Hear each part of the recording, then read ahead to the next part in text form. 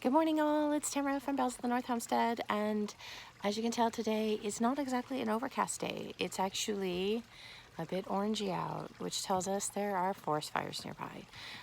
Remember the last video I just said I was talking about, breeze, no rain. That's an issue for Alaska forest fires. So I did just look, and we actually have a couple of forest fires really close to us.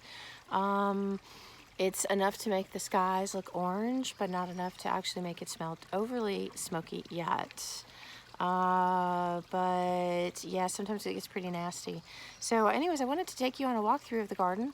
If you saw my quick short on Facebook, I had talked about that we had cleaned the pond, and there it is. The pond is now cleaned with our new pond skimmer. Hopefully this one lasts longer than the last one, even though I think the last one lasted like a couple years. But I bought one extra just in case. Like one is none, or what is it? 2 is 1 and 1 is none. Yeah, well, there you go. So I went ahead and bought one extra. So let's hurry up and do a quick walkthrough, and so that way you can see the updates in the garden. All right, thanks. Come on. So the pond, like I said, is looking good. We got a couple more lily pads. The bees are loving it, guys. Oh my goodness, yesterday when it was really sunny out, it was really hot, my son and I were reading out here, and the bees were all over these fake lily pads. They really like the colorful ones, so I think that their range of hue of color that they can see was alerting them that, oh my gosh, there's flowers here, even though there was nothing to be done with those flowers. So yeah, so the pond's looking good. Our fiddlehead ferns are coming back, even though, of course, the hose keeps getting pulled right on top of them. I've got to put like a stake or something on there just to make sure that the hose doesn't get pulled onto them. I'll probably end up putting like a stake right about there or something, just so that way when we pull the hose back and forth to different areas, mosquito, go away, shoot. Sorry guys, mosquito moment. That way when we pull the hose back here, it doesn't, like destroy all the fiddleheads. They have been really stubborn on trying to get them to grow. I think I've said this before in previous videos, maybe, but when we first moved into this property, our beds, our raised beds, the soil was in such bad shape. The ones that are made out of bricks, we made those ourselves. All of the others were already here before. So yeah, the soil was just in bad shape, and I do not raise the soil quality through chemical as much. I very rarely use chemical. I will use manure, rabbits or chicken, or, well, unfortunately I used horse once. Yeah, so don't ever use horse manure, guys. So it's just it doesn't compost down the chickweed if you have chickweed in the area. Our rhodiolas are doing great. Let me zoom in.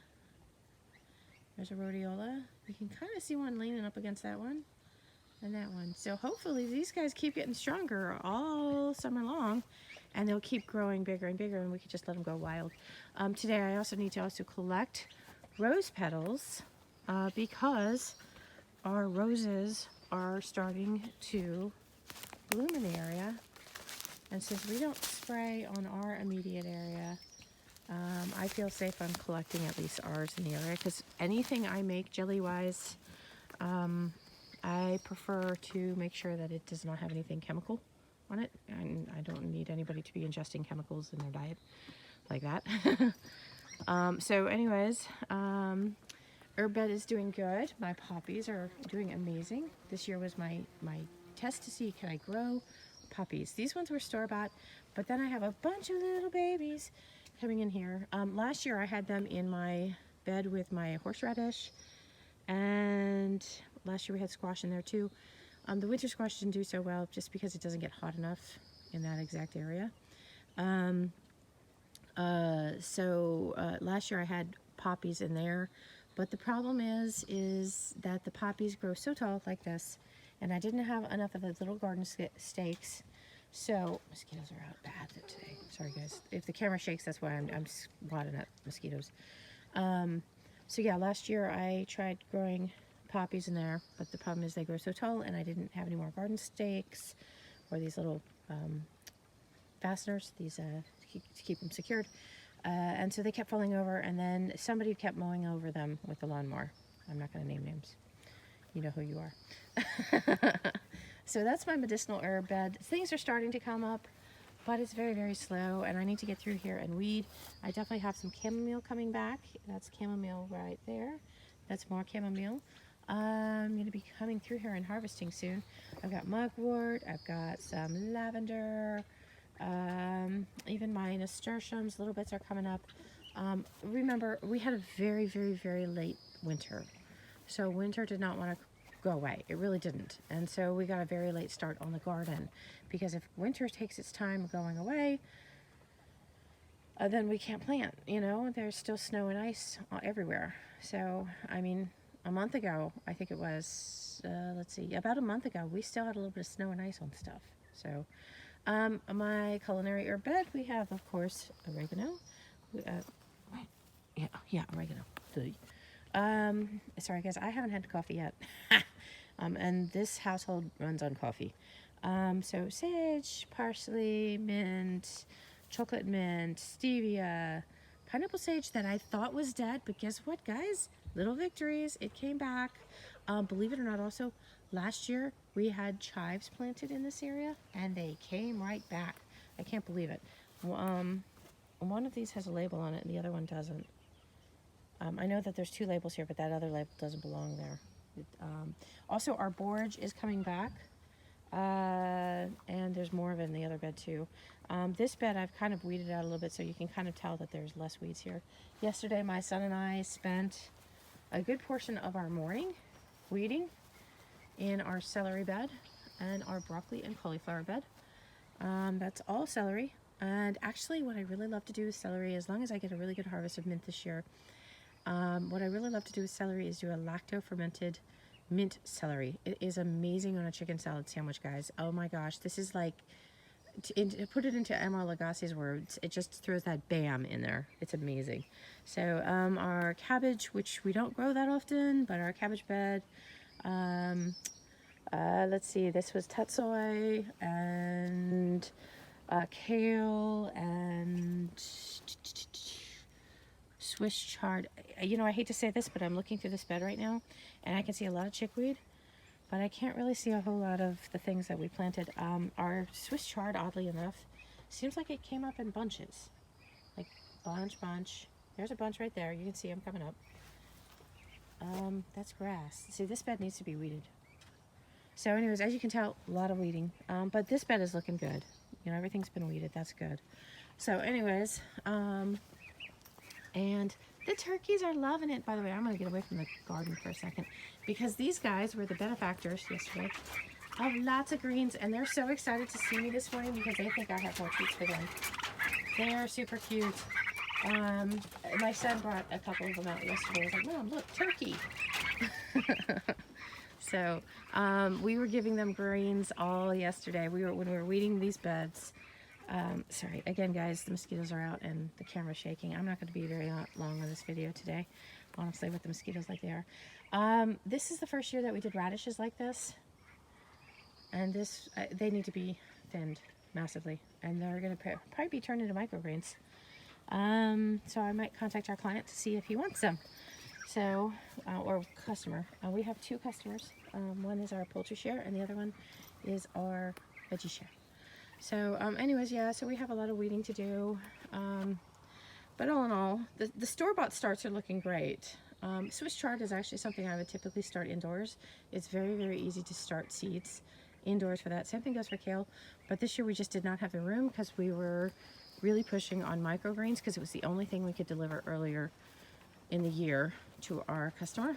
And I think next year we're going to trim it back on our veggie share if we do one. So that way it's only from like late June maybe. What, guys? Goodness, guys, really? The roosters are becoming rambunctious, guys. And so they are forcing submission to the females in there. And so one of the males was trying to jump on a female and force her to bend down. And obviously she was not having any of it. Oh my gosh. Okay, guys, little victories. I had almost written off this bloody dog. Like, I was like, this guy's done. I started this in our arrow garden, and he was doing excellent. But I wanted to see if I transplanted him outside, what would happen? And lo and behold, it's coming back. Look at that. So it might just come back. These ones are Chinese cabbage, lettuces. This one was a lettuce that I transplanted from our arrow garden. I don't know if it's going to come back or not. This one was a lettuce that we transplanted from our arrow garden. It's looking gorgeous. Let's see, and oh goodness, I can't remember the name of this one. It's gonna, you know, it always comes to you when you don't need it, right? So, and more Chinese cabbage. Yes, we like Chinese cabbage. I like to do a lot of stir fries. We have arugula, we have lettuce blends, we have lots of green beans. My son and I weeded this bed yesterday. I'm not too overly fond with some of the way that some of these green beans are looking. They're looking a little scraggly, but it's still early. So, anyways, always work to be done. Potatoes are coming up. Potatoes, potatoes, potatoes, potatoes, potatoes. Lots of potatoes. Guys, we need to separate these guys. They're getting just, the chickens are, they're getting too big for that container. And they're bullying each other. And chickens, by the way, guys, are they bully each other a lot. They really do. Our peonies did come back. I'm really excited about that. However, this poor little guy looks like it's being drowned out. We almost need to move him. Roses, like I said, roses are coming out. I need a lot more roses than this, though, in order to get rose petal jam that I do every year. It's one of my bigger sellers. And let's see, do I have any flowers on my cranberry or crab apple? No, I don't see any. Yeah, I don't have any flowers on my crab apple. Dang, I was hoping this year would be the year. But we do have lots of flowers on our honeyberries, on our Saskatoons. Unfortunately, obviously, we have some gall, which is from an insect. It's the plant defending itself. So, oh my goodness, those chickens are almost on their way out, guys. Really, they are. So these are all Saskatoons, or some people call them service berries. They grow up here way in the far north. And obviously, I have some bird vetch right there. It looks the ferny thing. I gotta pull those out ASAP. So, anyways, that's the state of the garden so far. I'm not going to keep it very long. We're now trying to rebuild the grass because, of course, the chickens destroy it. So every year we, like, you know, of course you can see, like, the paths that we walk. And then, of course, there's other areas where, like, turkeys have been or chickens have been. So what we try to do is we just keep trying to move the chicken tractor around. But like I said, those chickens they've got, like, 2 more weeks on their going. And then they go into camp freezer. Yay! I'm sure all of us is going to be very excited about the fact that we don't have to worry about them anymore. So it is a privilege to be able to raise your own food. You get to have the pleasure of raising your own food, knowing how it was treated, knowing how you cared for it, knowing what food you fed it. It's just that right now these guys almost need to get to the point where they're in a completely different, they need to be separated or something, which originally we were going to do that, but then we got the hens were kind of surprised, but we knew we needed them.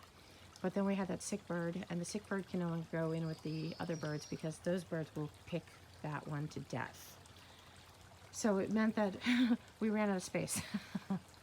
See, something always happens. Even when you're trying to plan for it, things do happen, and you have to keep that in mind when you're planning out your property, your homestead, your garden. Things always tend to happen. Unexpected elements always occur. So as much as you try to plan, it doesn't always work out. And with that, I want to show you this wonderful shot that kind of shows you just how, I don't think it's going to show up on camera just how it looks, but this is actually what the sun will start to look like now today with forest fires nearby. Literally, we're looking at the sun and it's orange.